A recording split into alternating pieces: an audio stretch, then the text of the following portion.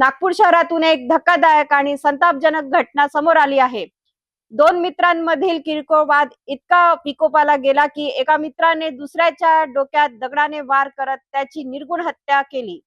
विशेष म्हणजे मृत आणि आरोपी दोघेही मानसिक आजारी असल्याची माहिती समोर आली आहे। मृत तरुणाचे नाव दीपक चंद्रलेख असे असून आरोपीचे नाव अमोल लक्ष्मण वाघमारे आहे। दोघेही अनेक दिवसापासून एकत्र फिरत होते आणि त्यांच्यावर मानसिक उपचार सुरू असल्याची माहिती मिळत आहे। काल रात्री दोघांनी आरोपी अमोलच्या घरी एकत्र जेवण केले।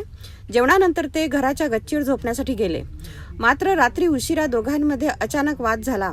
वाद इतका वाढला की आरोपी अमोलने संतापाच्या भरात दीपकच्या डोक्यावर दगडाने सपासप वार केले। हा हल्ला इतका भीषण होता की दीपकचा जागीच मृत्यू झाला। घटनेची माहिती मिळताच पोलिसांचे डीबी पथक आणि ग्रेट मार्शल घटनास्थळी दाखल झाले। आरोपीचा कोणताही गुन्हेगारी रेकॉर्ड नसतानाही पोलिसांनी गुप्त माहितीच्या आधारे तपासाची चक्रे वेगाने फिरवली। अखेर अवघ्या 1 ते 1.5 तासाच्या आत आरोपी अमोल लक्ष्मण वाघमारे याला पोलिसांनी ताब्यात घेतले। या घटनेमुळे नागपूर शहरात एकच खळबळ उडाली असून पुढील तपास पोलीस करत आहे।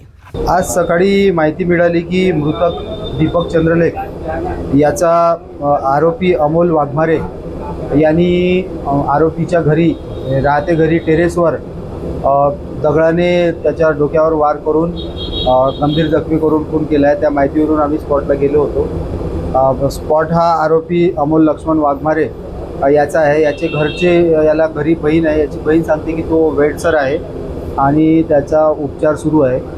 त्यानंतर आम्ही मृतकबद्दल माहिती घेतली असता मृतक दीपक चंद्रलेख याचे वडीलसुद्धा सांगतात की तो सुद्धा वेडसर असून त्याचासुद्धा उपचार सुरू आहे।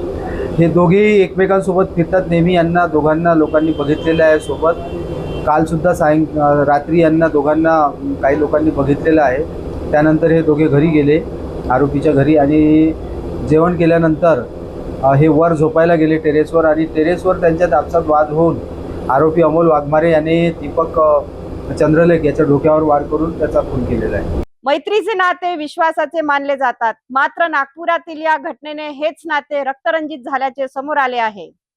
सध्या आरोपी पोलिसांच्या ताब्यात असून या प्रकरणाचा पुढील तपास सुरू आहे।